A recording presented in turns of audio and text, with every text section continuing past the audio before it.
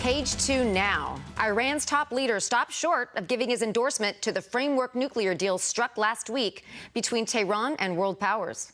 And the country's president warned separately that Tehran's approval of a final deal depends on the immediate lifting of all sanctions related to its controversial nuclear program. The comments could represent a tough bargaining stance by the Islamic Republic ahead of the next round of negotiations. But the president's demand of an immediate and full sanctions relief is likely to complicate efforts to reach a final deal. We will not sign any deal unless all economic sanctions are immediately lifted on the same day, says President Hassan Rouhani. But his words are at odds with the US, which says the sanctions would have to be phased out gradually. The White House is in the midst of trying to persuade lawmakers and critics at home that the initial deal is the right one. Secretary of State John Kerry is making it clear that Iran must reveal details about its nuclear program. The deadline for reaching a final nuclear deal is the end of June, and there are still many details to work out. The world powers involved are expected to meet in the coming days to try to move things forward. Iran and the 6 world powers agreed last week in Switzerland on a framework deal, which is meant to curb Iran's bomb-capable technology.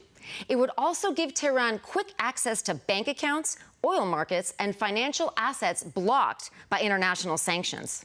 Joining me now from Washington, D.C., contributing editor at U.S. News and World Report and Daily Ledger contributor, Peter Roth. Welcome to the program. Thank you, Wendy. Peter, Iran is claiming to be the winner in this negotiation. Is that true? Yes, Iran is the big winner. Remember, of course, though, that there's a very important point that needs to be stated over and over again. There is no deal. There's nothing to sign. There's nothing to read. Everybody talks about a deal when what they've actually done is reach a framework. What is in the framework? We don't really know what's in the framework either, but a framework is an outline. And as we all know, the devil is in the details.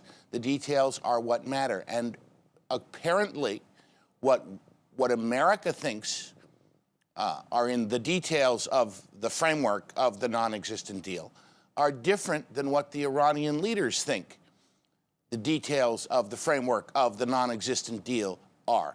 This does not bode well. This is another example of the Obama administration conflating reality for political and personal accolade.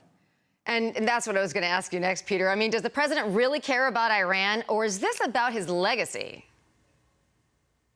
No, I think the president does care about Iran. I think the president has cared about Iran since the 2008 campaign, when he initially offered to sit down and have negotiations with then-President Ahmadinejad without any preconditions.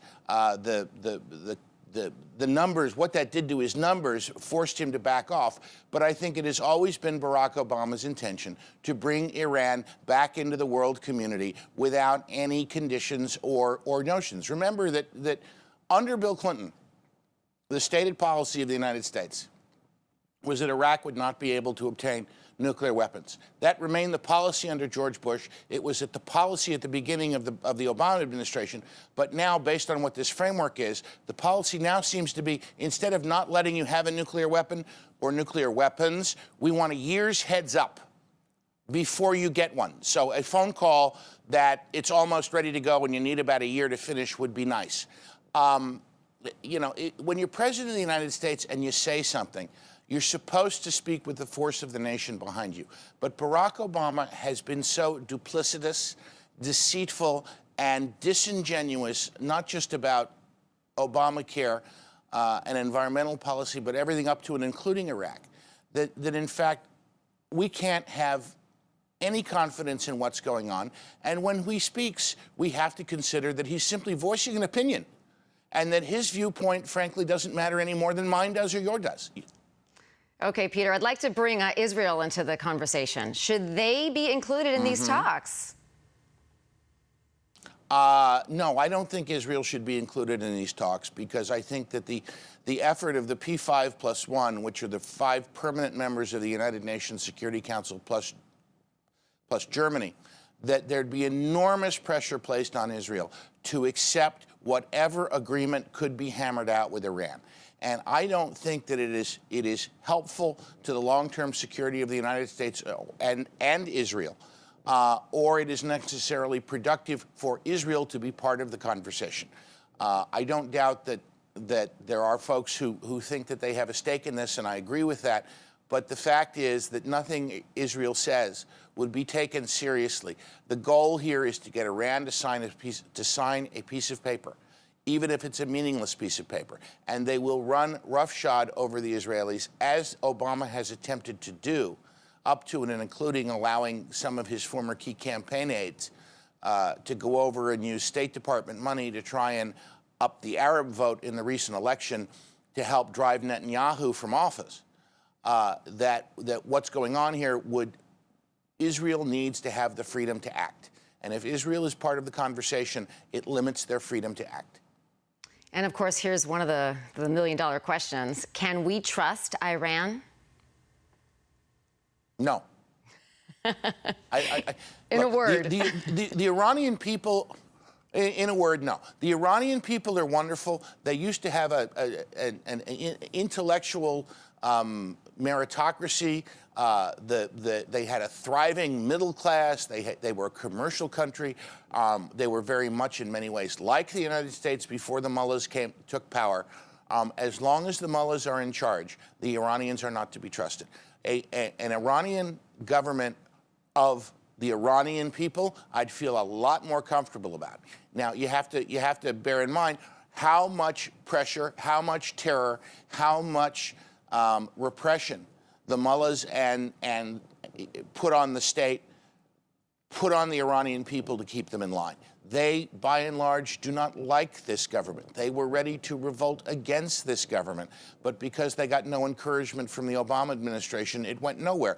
Unlike Libya, Egypt, Yemen, other places where governments friendly to the United States were overthrown by popular uprisings, encouraged at some level by the Obama administration. Really, the only thing that has gone wrong for Obama in that region of the country since becoming president was the Egyptian army's decision to oust Mohamed Morsi as president of Egypt after he won a democratic election and then decided he was going to be a dictator, a thug, and a tyrant.